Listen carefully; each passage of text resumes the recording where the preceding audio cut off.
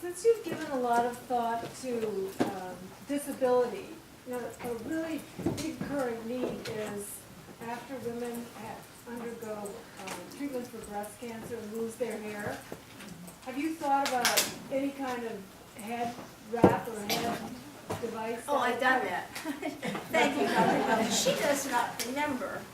I am a breast cancer survivor. This is a yes. Most of the cancer, I had my cancer in 1999. Interesting.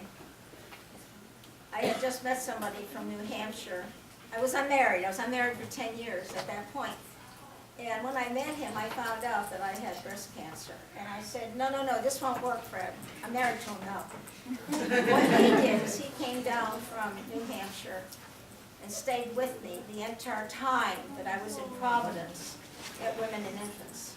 Now, what happens with breast cancer, to answer your question, yes, it's comprehensive.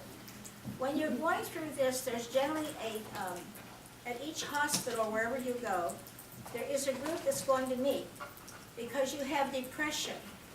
You have lost part of your body. You don't feel attractive anymore because part of your body is gone. You have dressing problems. A regular bra doesn't work anymore. If you have, I have a cup in here, but if I didn't have the silicone cup under my skin, then I would be lopsided, so to speak. So what they generally do in most hospitals, and mostly at Women's and Infants, they have you meet as a group with other breast cancer survivors. And they talk about the hair, the nails, the undergarments, sexuality. It does affect, honestly, I've been there. It does affect your bedroom activities until you decide, hey, I'm okay. So I don't know if that answers your question or not. It's more about the hair. Oh, the hair. I forgot about the that. hair. Yes. I actually designed a cap, which a group of women at L&N Hospital took the pattern and they made it. But you can get most of those. All the hospitals have a gift shop.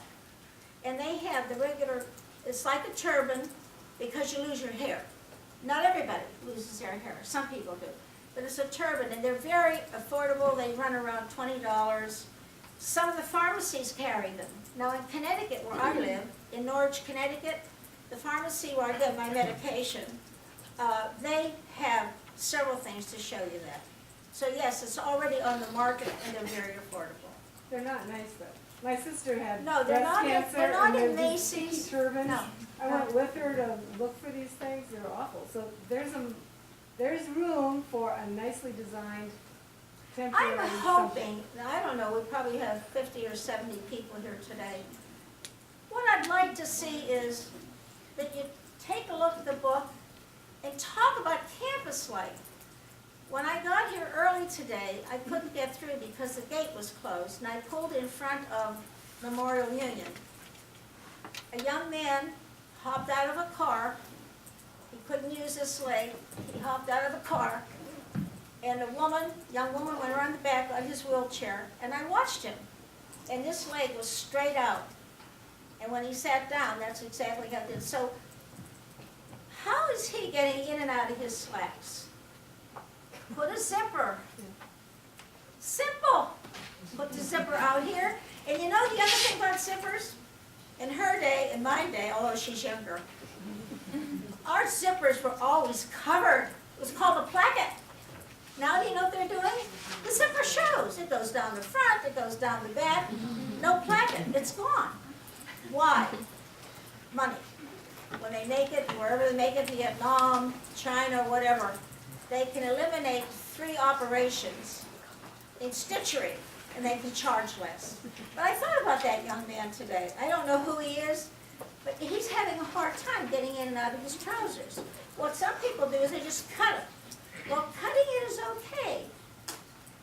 But in January, when it's 30 degrees cold, cutting the slacks is not a good idea. So out of this, maybe if just 1 or 2 of you get interested in campus life and what you're wearing today, remember, if you have an accident, you can't raise your arms anymore, or this arm, or both. How are you going to get into it? Is someone going to dress you? You want them to dress you. And I fell down the flight of stairs in 2008, damaging the whole right side of my body. As a matter of fact, it pushed over the silicone cup, and I had to go see my doctor in Providence to fix that. I was damaged on my face, etc., etc., and I had a sling.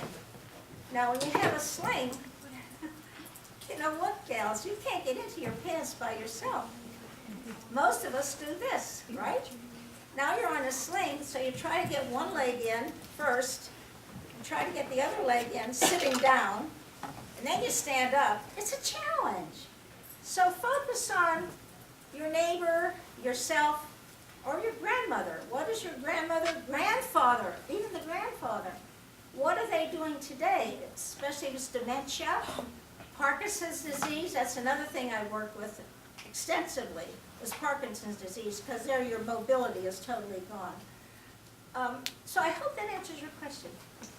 Any other question? Yes? I worked a lot with Could you speak a little louder? I worked with a lot of stroke victims, and they always had an issue with putting on their jackets, so they preferred the hoodies because they got everything.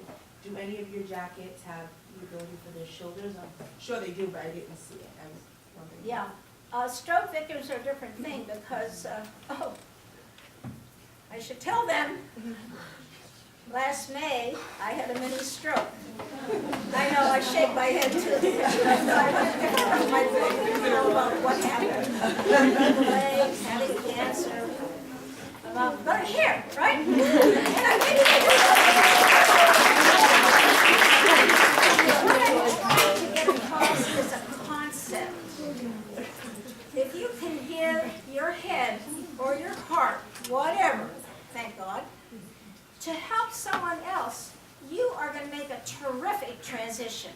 It maybe is just as simple as she said here. Start thinking about how you can help that person to get into their clothing, a zipper up the sleeve. If that's what they need, how long does that take? It may take a half an hour. It'll take longer to buy the zipper than to put it in. But that's what I'm talking about. Think about the toileting. Now, women don't have as much problem toileting as men do. But believe me, if you have an arm in a sling, you only go one hand to do this one. You don't have two hands anymore. So, any other question? You said that you had some jobs available at SOTI? Yeah, oh, so yes. Let me tell you briefly, we're going to have one on. Yes, we do. I know, I sound like a Wonder Woman. I'm not. I'm very normal. My husband doesn't think so, but I'm normal. I have been married 3 times. The first 2 husbands died, and then I met Fred, and I married again, and that was in 1999 when I married him. I finished my thesis in 1969, or my program here in 1969. I wrote a thesis. With the advice of Dr. Carpenter, may she rest in peace, she was wonderful. I decided for my special problems for my master's degree, besides this, in addition, I studied how to start a business, advertising, rentals, staffing, telephone costs, rental costs. I did the whole program. That became my sample. And in June of 1970, right after I finished this, I opened SOTI. It is a combination of sewing activities. We do bridal new and bridal old. We do the wet cleaning as needed on bridal.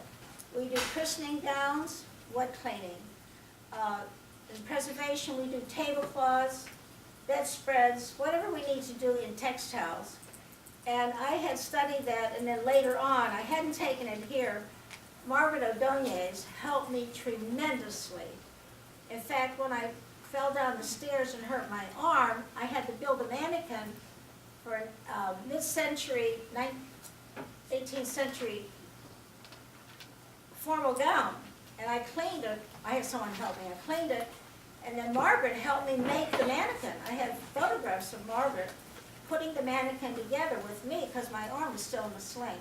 So she was a very great help, and to this day we are good colleagues with one another.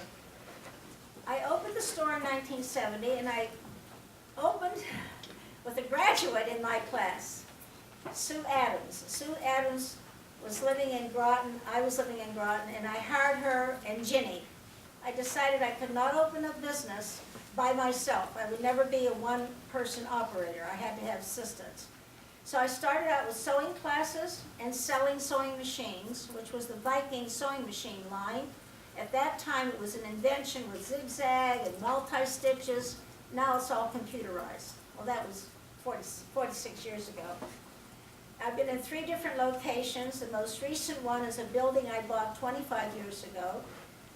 Some of the students from URI have been there to visit it, some of them, and you're welcome to come back again anytime. But I'm low on staff, so I'm looking something for a woman or a man who's interested in helping in the sewing end of it. We do the training.